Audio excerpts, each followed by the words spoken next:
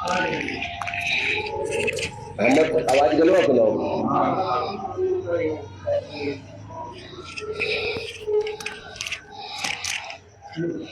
जी बताइए क्या परिचय हुआ।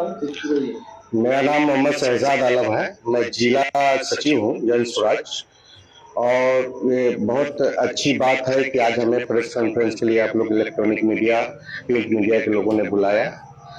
इस माध्यम से मैं बताना चाहता हूँ कि संत के संगनाथ में, सूफी के आजान में, गुरु गोविंद सिंह के गुरुद्वारे में हलवा पूरी के हो इंतजाम, तब उठ के कहे पादरी अपने चर्च में जय बिहार, जय जय बिहार।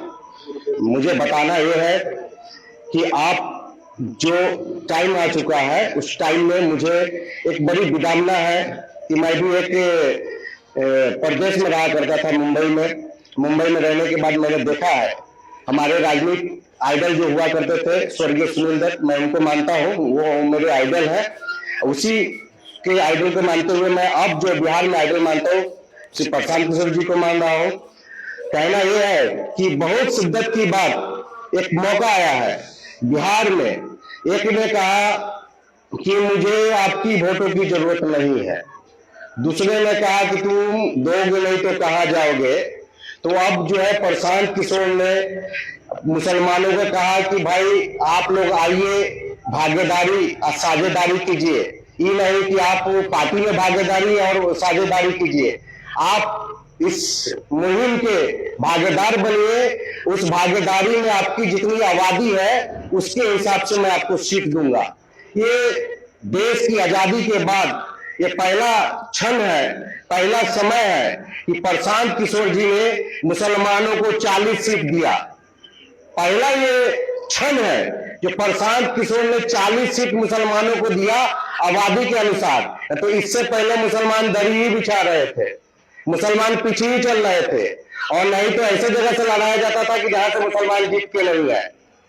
मुसलमानों को आगे बढ़ाने का काम माननीय प्रशांत किशोर जी ने किया है।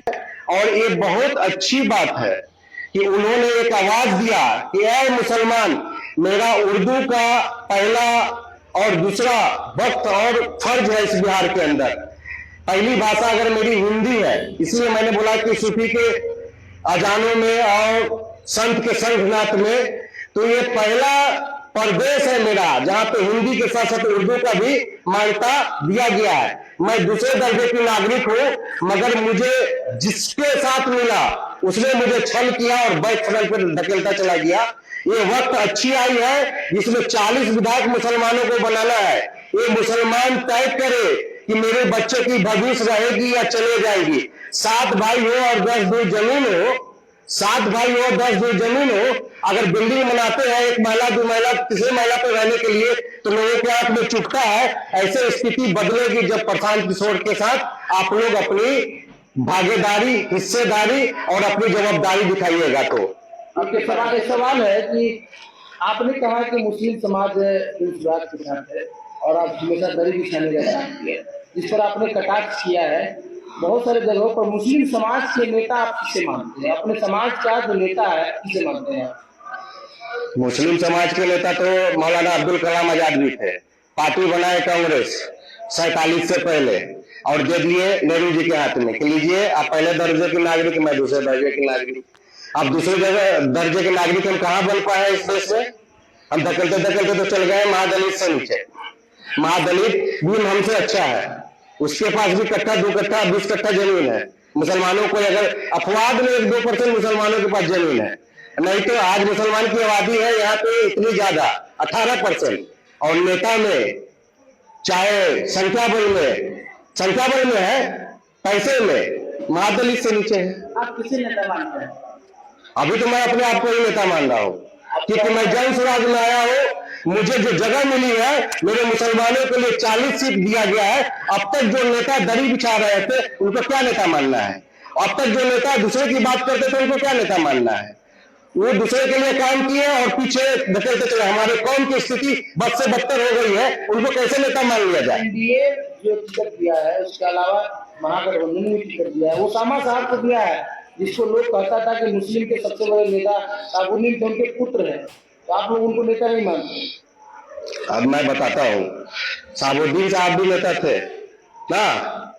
लागा लागा झुलनिया में धक्का बलम का गट्टा, ये हमारे माननीय लालू चाचा कहते थे, लागा लागा झुलनिया में धक्का बलम कलकत्ता। तो सबसे ज्यादा मुसलमानों ने चल गया कलकत्ता। बिहार में कहाँ मुसलमान है? रोजी रोटी का व्यवस्था करते हैं हमारे समीकरण बना के। ताज तिहार जेल में थोड़ी साबुद्दीन जी रहते, यही ना रहते। और वो समाज को कब लाए हैं? जब प्रशांत जी ने प्रोजेक्ट किया हिना साहब को, प्रशांत किशोर ने हिना साहब को प्रोजेक्ट किया निर्दलीय जिता के, तब उनको मिला है जगह। 40 सीट में गवायत गया हमारा प्रशांत किशोर, तो वो कहे कि नहीं मैं अभी मुसलमानों को आगे पीछे बैठाना चालू के। इससे पहले क्या हालत थी?